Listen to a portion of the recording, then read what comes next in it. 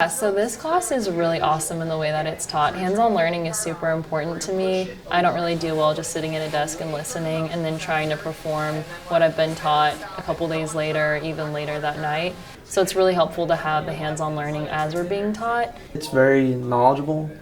If you don't know anything about physics, he will teach you a lot about physics very quickly. Bank account, what's it doing? Decreasing, right? And when the velocity is decreasing, He starts off with the bases, speed, distance, and time. Then he goes up and works on velocity, kinematic equations. I mean, in such little, we've been in school 6 weeks, and we're so far into it. And everybody's on the same page. Everybody's learning it at the same speed. And I mean, it's just so energetic. You can't help but learn it. Teacher telling me the answers, I actually feel pretty confident in my physics, and I knew nothing about physics before this class, and now it's my favorite. So basically, instead of coming in and sitting down and just getting out your notebook and taking notes from a teacher, you're going to expect to come in, maybe take out a pencil in your lab book, and then just leave plenty of room on your desk for experiments you'll be doing. So it's really just talking with your group the entire time. There's never just lecture time.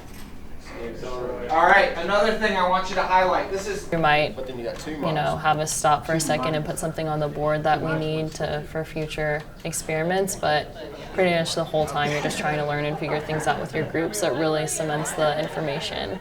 Instead of just figuring out the problem at hand, you really have to know why you're doing what you're doing. What's so unique about this class, man, it's just hands-on. It makes you want to learn it makes you want to learn physics.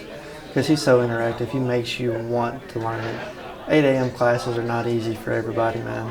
So for him to be so energized, it makes you energized and makes you want to learn it. It's really motivated me because just learning so much, so fast, it's kind of goes over into other classes and then into life.